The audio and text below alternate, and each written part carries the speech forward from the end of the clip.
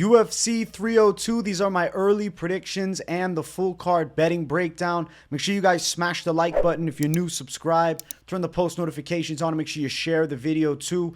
Also note, I'll be live for this entire card June 1st at 6 p.m. Eastern time, so don't miss the fight companion. We're getting right into the fights. Starting off the card, we have Gall Tumendemberel versus André Lima. I'm going to be picking André Lima, and Niam has the hardest name to pronounce in the fight game ever. I took a lot of time to get the pronunciation down. I think André Lima is the superior technical striker in this fight.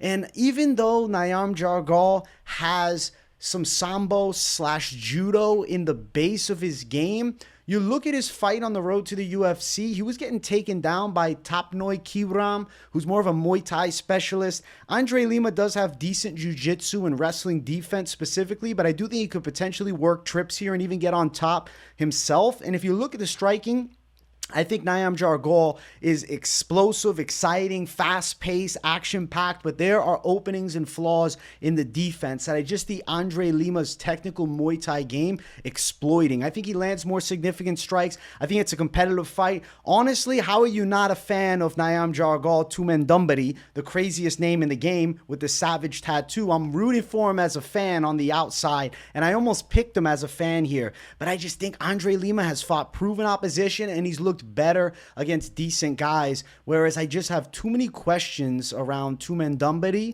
to go out on a whim and pick him here as an unproven road to the UFC fighter, where André Lima has shown a ton of promise through Contender Series, a lot of promise in the debut, and even his fight against Severino ending very uneventfully with the bite, I guess is more than uneventful, ending savagely.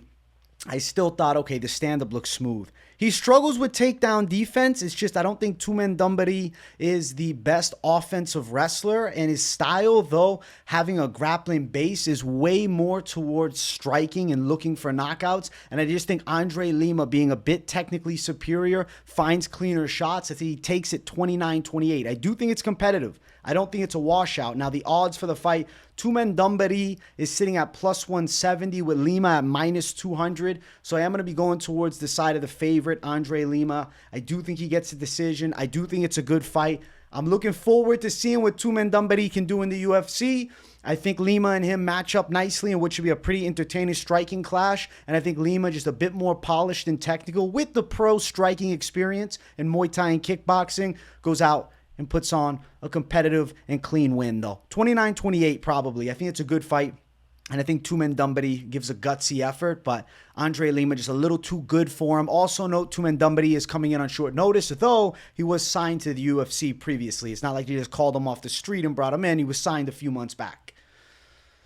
Next fight on the card, we have Niko Price versus Alex Morono 2. They fought way back in 2017, and Niko Price ended up knocking Morono out at the end of the second round with a right hook right to the temple. Down went Morono, and it was a pretty devastating knockout loss, the way Morono was just out stiff, and he was also at home in Texas for that fight. But in this rematch, I think he'll right the wrong. If you look, Alex Morono was beating Niko Price badly in the first round. He dropped him twice. He caught him with a nice spinning back fist, landed some massive hooks in the fight. And if you look at who's been looking better as of recent, it's quite evident that it's Alex Morono. I mean, he surged nicely up the ranks. And I mean, if you look at his losses, they're very forgivable. Ponzinibbio in a fight he was winning. Buckley, who's now, in that top 11. And then win over Court McGee last time. Though McGee got good position on him from the top, McGee's wrestling base is his forte. And with Niko Price, even though he has jiu-jitsu, it's much more of a striking match. Tim Means submission win. Like Price, he's got 2 knockout losses in a row. Phil Rowe and Robbie Lawler. The Robbie Lawler one was bad because it was like a quick KO. It was under a minute in. The Phil Rowe one, I guess he did a little bit better. He went long. It was in the third round. I just think Alex Morono is too seasoned and poised at this point, and I think he's going to be a bit better than Niko Price. And I think he'll land some clean shots. Because Price is losing by knockout now 2 fights in a row, and it's not like he's been super active, right? You dig back 3 years ago, the Cowboy fight, which I thought he, probably could have lost. It ended up being a draw, then overturned to a no contest. Michel Pereira lost. He looked tough in that fight, to be fair. Alex Oliveira, who's no longer in the UFC. Like I said, Phil Rowe, Robbie Lawler, knockout losses. Morono's been fighting solid opposition, and he's been way more consistent with getting inside of the cage, and I damn sure know he wants to right this wrong. So I'm going to pick Alex Morono.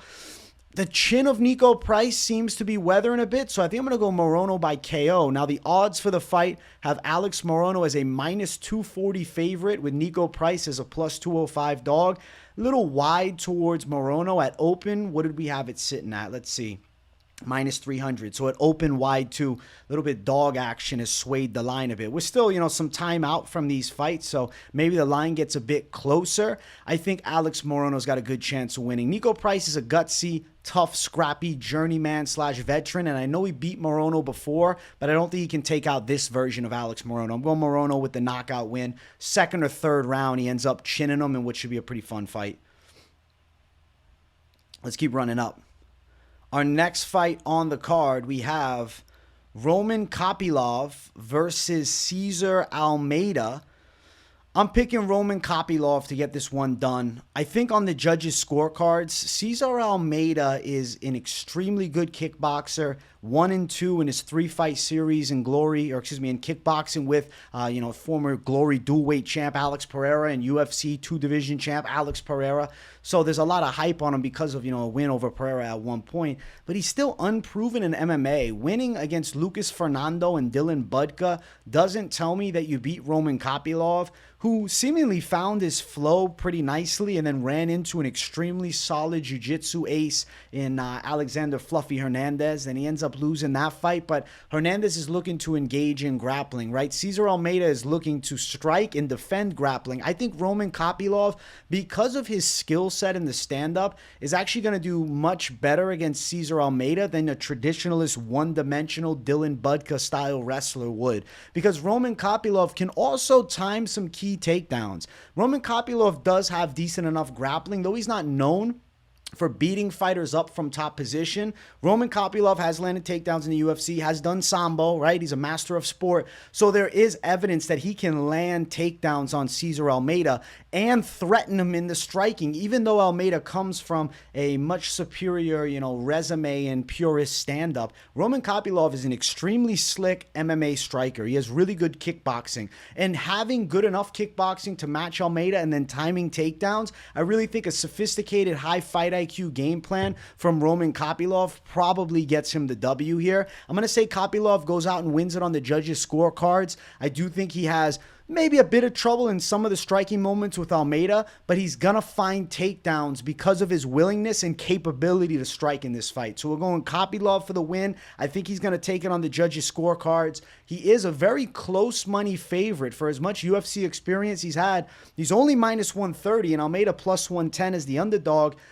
These odds are damn close, and Kopylov's pretty proven in the UFC, whereas César Almeida's 1-0 in the UFC with his biggest UFC win against Dylan Budka, who probably doesn't even deserve to be in the promotion. And now he's running up the ranks to Kopylov, who got a chance to break into the rankings and lost to Fluffy Hernandez. I have to pick Roman Kopylov to win this fight. I think he outworks César Almeida. I think he wins on a decision here. I don't think Almeida's going out there and running through a Roman Kopylov. Almeida has been taken down consistently, but it's just guys that are too much focused on just takedowns and too fearful of the stand-up. You will not have a fearful striker in Roman Kopylov. I think Kopylov can catch César Almeida with kicks from the outside. He can snap him with shots. I don't think this is a washout in kickboxing. And then when you add in the MMA factor, takedowns, grappling control, clinch work, Roman Kopylov should get this on the judges' scorecard. So I'm going with Kopylov to beat César Almeida here. Let's keep running up. Next fight on the card, we have Phil Rowe versus Jake Matthews. I'm picking Phil Rowe to beat Jake Matthews. I actually think Phil Rowe's a hard stylistic matchup for him because looking at it, he has, an 8.5-inch reach advantage. He's 4 inches taller. Phil Rowe also has pretty good boxing from the outside, works a solid jab, strong in the clinch, really good performance against Neil Magny in a split decision loss.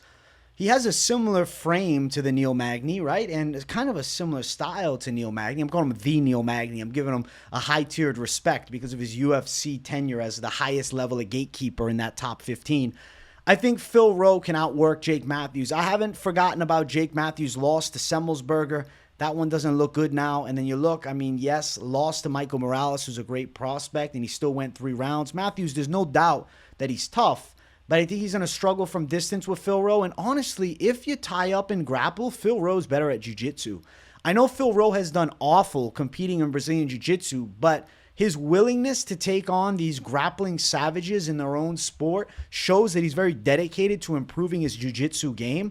I think Phil Rowe can actually control Jake Matthews if they go to the mat. He's definitely better with the jiu-jitsu. Not so much the wrestling offense of Phil Rowe, but the heavy pressure against the cage, the Neil Magny style control and wear on the opponent can work here for Phil Rowe. The striking from range, I favor Phil Rowe, and Jake Matthews is not a big power puncher. You look at Matthews' recent wins. André Fialho, who's now on like a 5-fight knockout losing streak, not a big win. And Darius Flowers, who was not really all that high caliber in the UFC. Tough dude, but not high caliber in the UFC. Phil Rowe should touch him up from the outside, box with him, and then if they clinch up, I think Phil Rowe has an advantage. I'm saying he's getting on the cards. I think Phil Rowe's a good underdog here. Phil Rowe is currently sitting at the tag of, if we can find it here, I know he's around plus 110. Yep, plus 110, but upwards of the plus 125 tag. I think Phil Rowe's a good underdog. At open, we had Phil Rowe at minus 105, the favorite. The line is shifted. I haven't been impressed with Matthews in a while. I know he gave a hard-fought effort to Morales, like I said. Still a loss nonetheless. You got the loss to Semmelsberger. The Sean Brady loss is completely forgivable. Very different style clash. I think Phil Rowe wins. I'm going with Philly Fresh, Phil Rowe. I think the length advantage is a big factor. I think the size is going to be a difference maker even inside of the clinch. And I think Phil Rowe as an underdog is beating Jake Matthews here. So we're going with Philly Fresh Rowe to get it done. The Fresh Prince. I guess he's the Fresh Prince of Newark, this upcoming card. Next fight on it, we got Grant Dawson versus Joe Solecki. I think Grant Dawson should completely wash Joe Solecki, to be honest. Solecki's okay. He's okay. He's got decent jiu-jitsu. His striking is subpar, man. Joe Solecki does not impress me in the stand-up. He's too slow. Clearly too slow. Now, Grant Dawson is not a high-caliber pro kickboxer or anything like that. But what Grant Dawson does have is exceptional grappling and better grappling than Solecki. And on top of the better grappling than Solecki, the better wrestling than Joe Solecki. I think Grant Dawson ends up shining in this fight. I think if you're striking too, I favor Grant Dawson's kickboxing game over Joe Solecki's. Now, it's not like Grant Dawson is touching people up and flatlining them every damn fight. Normally, he's beating the hell out of guys on the ground. And I think he's probably going to do that here with Joe Solecki. I expect a high pace from Grant Dawson. If he's as strong as I'm anticipating on the ground, I think that he could end up tapping out Joe Solecki. I think he can get his back, and I think he can finish him off. I got to go Grant Dawson for the win. I think he pulls through. I'm going to say submission. I think he ends up submitting Joe Solecki because for a while, the hype was crazy on Grant Dawson, and then he got caught by Bobby Green in one punch. But can we really write him off from a one-punch knockout loss? Not to say it was a fluke, but it's a one-shot fight over type of match. Does he not give Bobby Green hell if it would have went longer? I think he dominates Joe Solecki. Solecki coming off that loss to Drakkar Klose, he got slammed real bad on his head. I just think Grant Dawson's going to be too good on the ground for him. But if you had to tell me they're just striking, and let's say the grappling skill sets cancel out, even though I think Grant Dawson will control Joe Solecki, I believe Grant Dawson would out-kickbox Joe Solecki too. So I'm going Grant Dawson for the win. Now, as far as the odds, Grant Dawson is sitting at minus 305 as the favorite, so over a 3-1 tag. Joe Solecki's a plus 255 underdog in the fight. I think Grant Dawson is going to win. I know he's a chalky-locky type situation as a big favorite, but I got a good feeling that he puts it on Joe Solecki. I think he's just substantially better than Solecki at this point. And mixing and striking, grappling, I think he's better kind of everywhere. Specifically the wrestling, though. I think that's a factor. I think that Grant Dawson could body Joe Solecki and then even end up tapping him out. We've seen Grant Dawson dominate Damir Ismagulov, who granted, maybe wasn't as good as advertised, but dominated. Mark Madsen sub, Jared Gordon sub. Jared Gordon has a split decision win over Solecki. Not using MMA math, but just saying. I think Grant Dawson's going to beat Joe Solecki, and I think he's live to win by submission. But if we end up striking, I think Grant Dawson's good. Next fight on the card, we have Mickey Gall versus Bassil Hafez. I'm picking Bassil Hafez to TKO Mickey. I think he's going to whoop him on the ground. Mickey Gall's like so unproven, man. He's 7-5 as a pro. He got brought into the UFC because of CM Punk. He came in way too early. He wasn't ready for the UFC at the time he came in. And I think that's the harsh truth that we have to hold it to. Bassil Hafez gave Jack Della Maddalena an absolute war. Nearly beat him. People thought that he could have won the fight. Jack Della gets a split decision. Now Jack Della's coming off a knockout win over Gilbert Burns. So Bassil Hafez is in a position where if he goes out there and beats the hell out of Mickey Gall, he could potentially be on the fast track to break inside of that top 15. I think he's going to body Mickey Gall. Mickey Gall got TKO'd by Diego Sanchez. I can't forget about that. Ground and pounded. And last time out, Mickey Gall took a loss. It was a while ago, too. 2 years ago, Mike Malott beat him easy in the first round. And then Morono decision, that aged pretty nicely. But Bassil Hafez is such a more menacing presence than an Alex Morono in his grappling, in his tie-ups, in his takedowns, in his control. I know Bassil Hafez is not necessarily known for knockout power, but I do think Hafez could potentially hurt Mickey Gall in this fight and then beat him up with ground and pound. I think Hafez is landing takedowns, beating up Mickey Gall. I do think he's got a chance to get a ground and pound TKO in this fight. I have some faith in Bassil Hafez's game. I think he's a savage.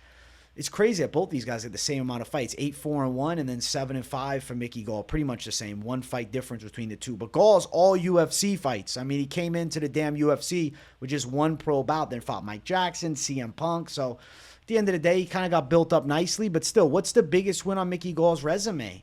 Is it Sage Northcutt, I guess? Is it Jordan Williams, who ended up being a complete UFC washout just like Sage Northcutt? Bassil Hafez beats him. I'm going Hafez for the win.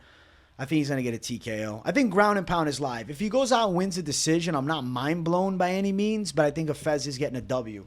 Odds for the fight, Bassil Hafez is a -300 favorite, where Mickey Gall is a +250 underdog.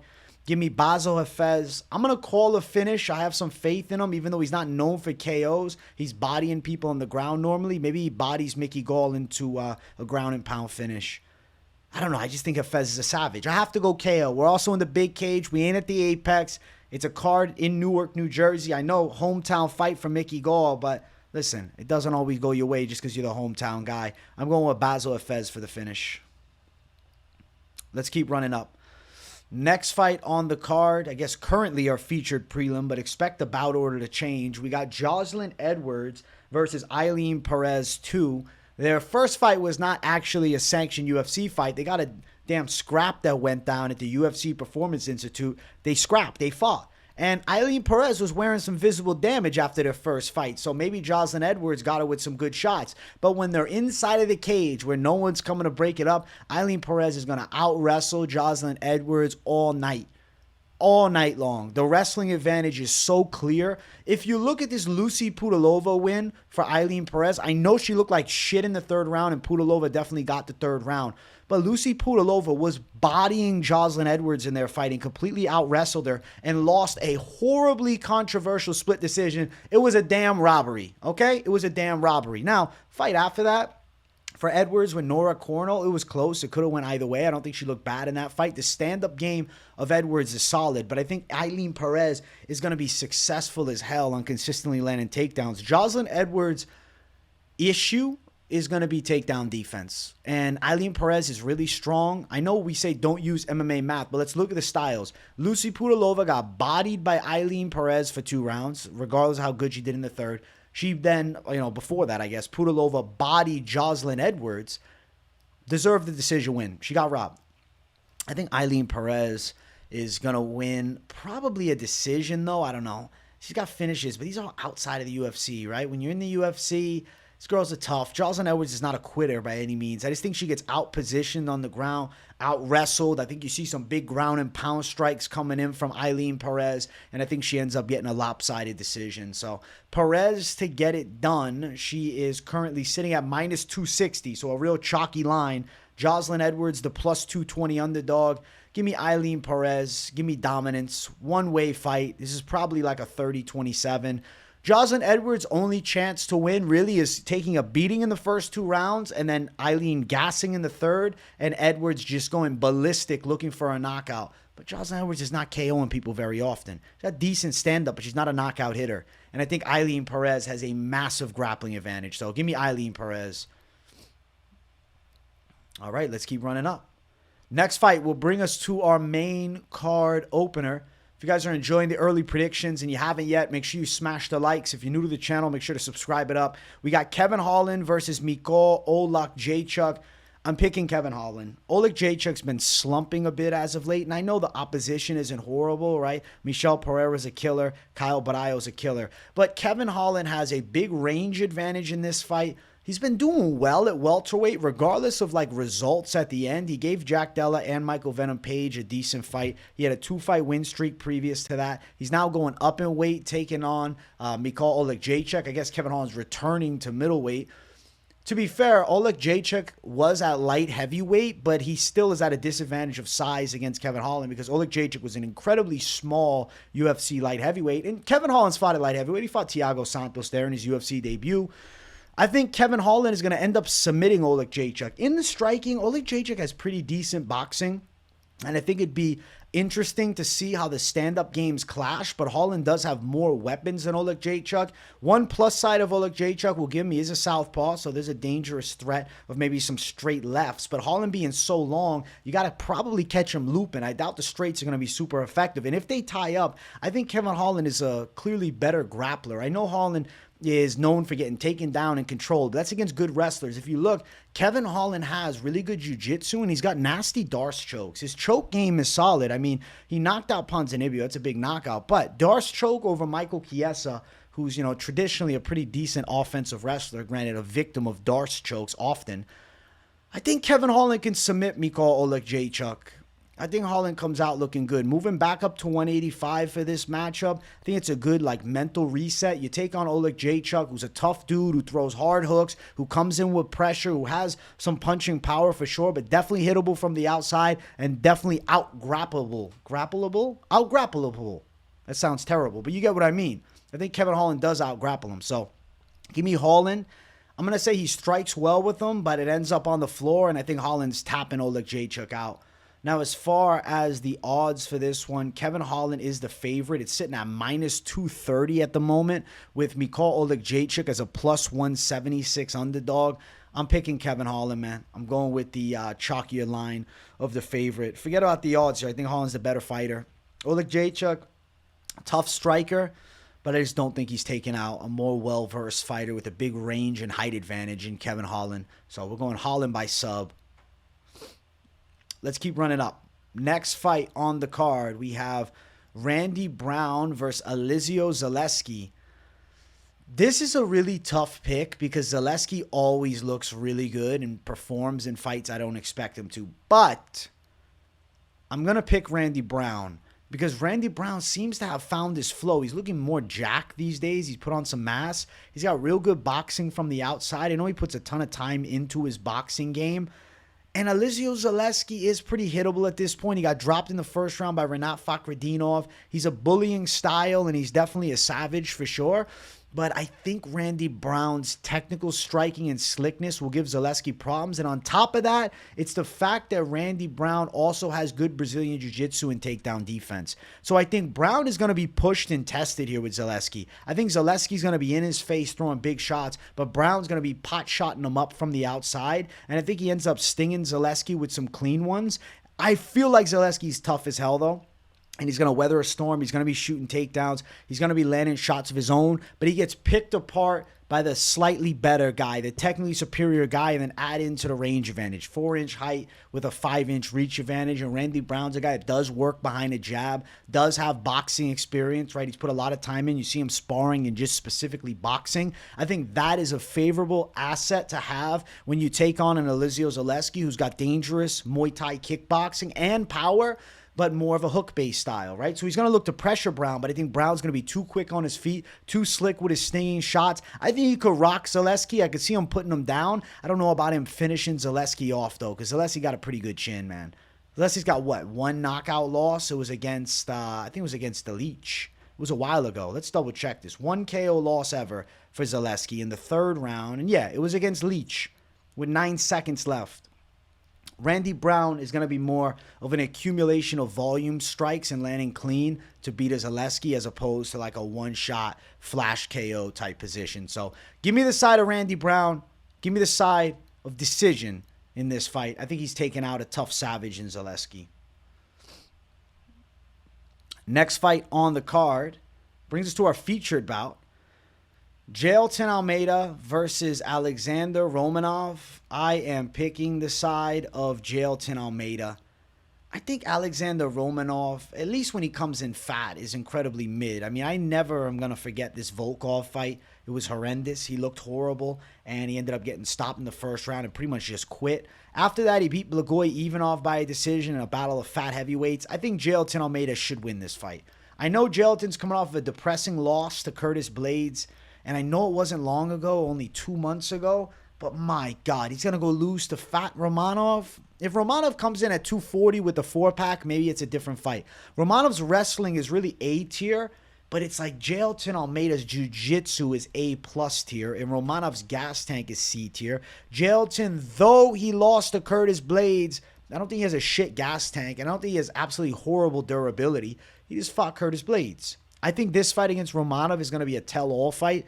It's kind of a battle of 2 guys that have been checked at the upper echelon of the rankings, but still have promise because of their specific bases of wrestling / jiu-jitsu. Because Romanov is a beast of a wrestler, and Jailton Almeida has incredible jiu-jitsu. Even though Romanov has good wrestling, though, Almeida's so much better with jiu-jitsu. Like, even if he's taken down by Romanov, does Romanov sit on him for 3 rounds? I don't see it.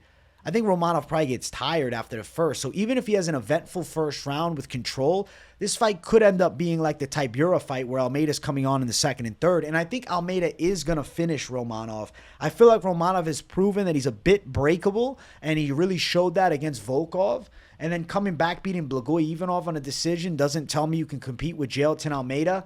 I think Almeida's live for the ground and pound finish. He might get a submission, but Romanov does have a really thick neck, and I'd be kind of surprised if Jailton threw out a leg lock or an arm bar. Like, that would blow my mind, to be honest. I think realistically, Jailton Almeida is going to be looking for rear naked chokes in this fight if he finds the back of Romanov, and he very well may get it. But I could see Romanov also just getting stopped with ground and pound, being completely gassed out, and not able to get up when Almeida's on top. Because when I have a wrestler like Romanov, I know there's going to be uncomfortability when he's on his back. When you have a jiu-jitsu ace like Almeida, though he is definitely a top control jiu-jitsu fighter and he likes to work from top position because MMA, it's what all jiu-jitsu fighters should be doing.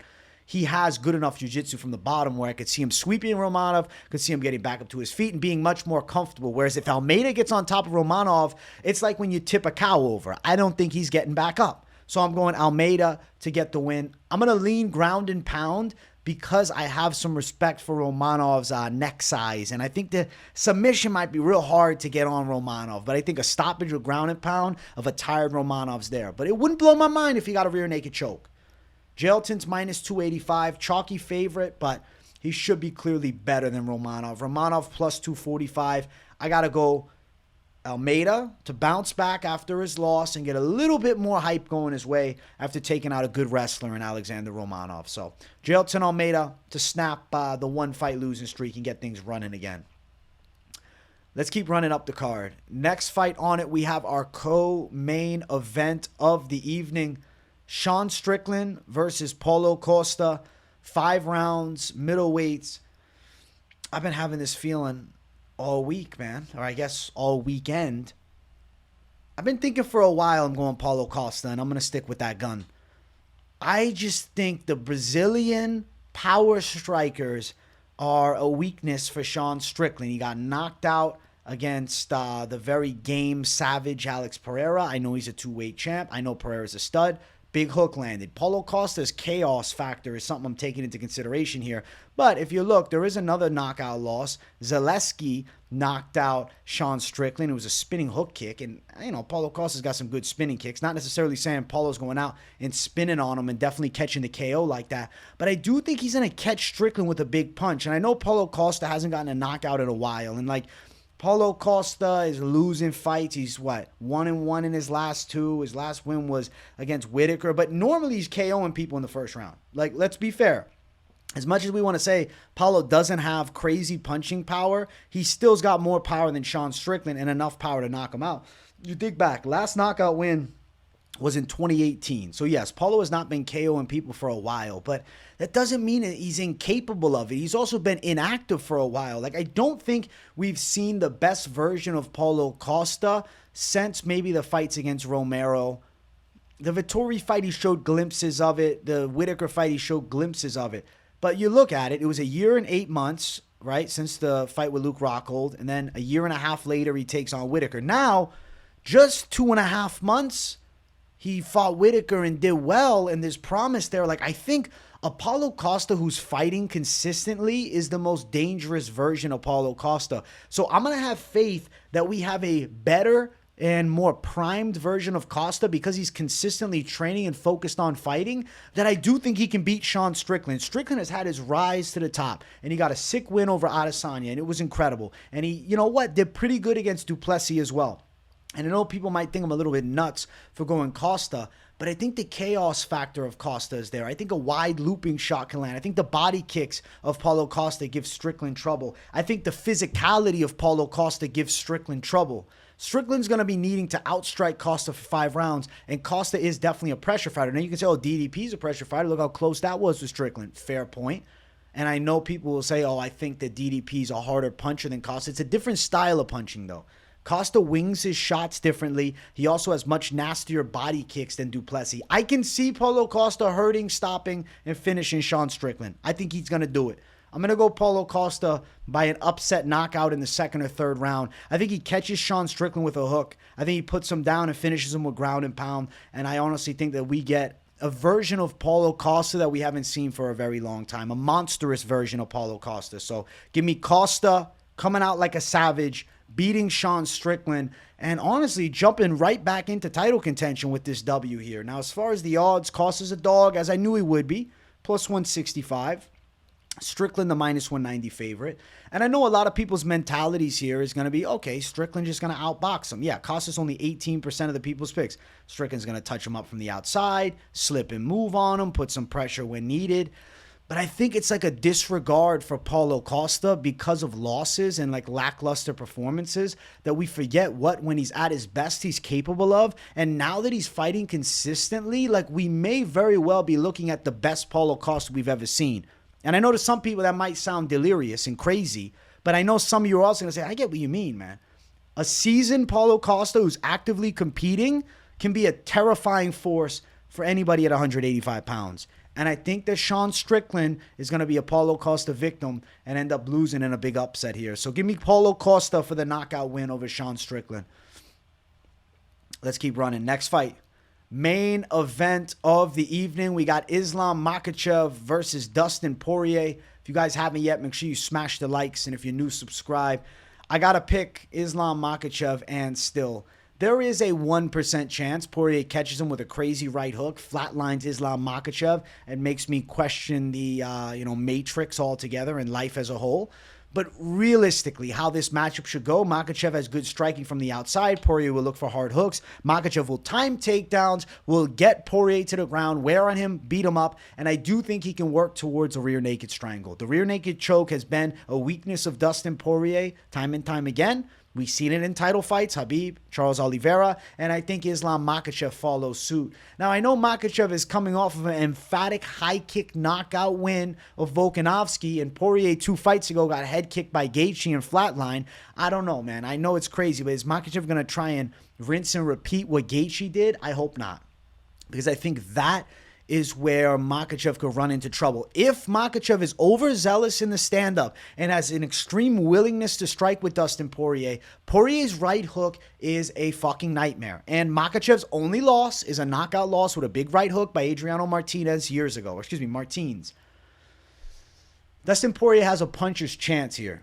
But if Makhachev fights with an intellectual game plan, which we all know he's capable of, times takedowns, controls on the ground, wears on Poirier with peppering ground and pound, looks to pass the dominant position. He's very live for a rear naked, and I'm seeing it. I think Poirier is going to be sitting on the side of the cage, pissed off again that he lost his 3rd UFC world title fight. But it's okay because Dustin Poirier is still a legend either way. It's just Islam Makhachev is a monster, and he's the #1 pound-for-pound fighter in the world for a reason.